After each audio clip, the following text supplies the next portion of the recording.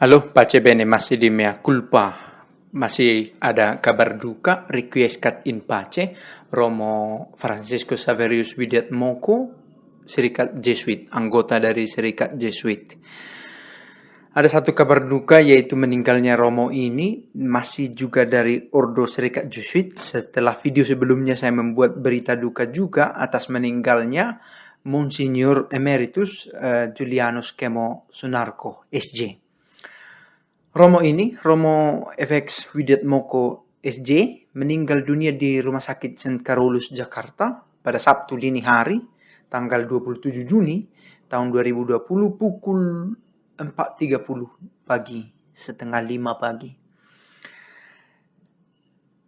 Almarhum Romo ini berkarya di Gereja Santa Anna Paroki Duren Sawit di Jakarta Timur. Sebenarnya saya secara pribadi tidak mengenal, tidak begitu tahu dengan Romo ini, tapi saya sudah baca sedikit biografinya. Saya duga ada beberapa penonton yang mengenal atau bahkan pernah bertemu dengan Romo ini, maka saya buat video ini untuk juga memberitahu, atau mungkin juga sudah tahu, tetapi kita sebagai satu gereja pantas juga mengetahui kabar-kabar dari Romo kita.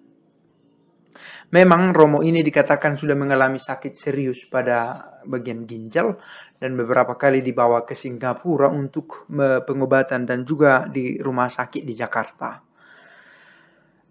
Ada pekerjaan yang istimewa dari Romo ini, ya, dia menjalani panggilannya dengan menjalankan peran sebagai pastor paroki di beberapa tempat. Dia selalu dikatakan bahwa dia selalu berkarya pastoral sebagai pastor paroki. Di Keuskupan Agung Semarang misalnya, dia pernah berkarya di paroki Weleri di Kabupaten Kendal. Juga di Keuskupan Agung Jakarta, di paroki Santa Teresia dan di paroki Duren Sawit. Di kalangan internal Jesuit sendiri, Romo ini pernah menjadi minister di Kolese Hermanum di Jakarta sebagai rumah skolastikat, rumah pendidikan para calon imam yang belajar filsafat di STF Driarkoro.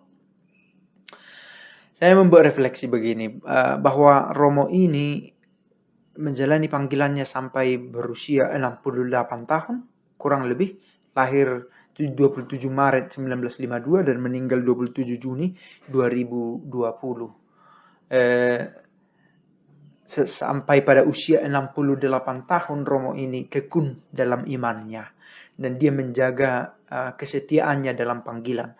Saya pikir itu bisa terjadi karena cinta akan Yesus dan cinta akan gerejanya.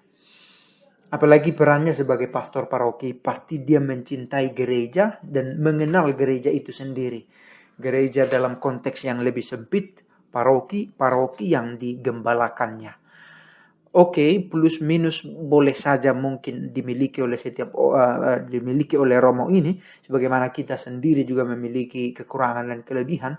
Tetapi faktanya bahwa Romo ini memberikan hidup, memberikan karyanya, kekuatan dan perhatiannya pada gereja, itu mungkin terjadi karena rasa cinta pada gereja.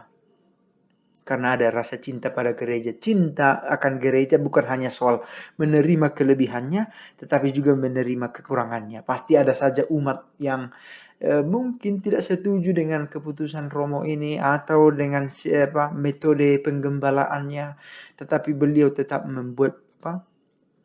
menjalankan tugasnya sebagai gembala, terutama sebagai pastor paroki di mana beliau ditugaskan. Saya pikir cinta yang sama bisa juga kita bangun dan menunjukkan kesetiaan kita pada Yesus, pada Allah dan pada gereja itu sendiri. Mencintai Allah dan mencintai gereja secara bersamaan, tidak bertolak belakang, tidak berseberangan dan tidak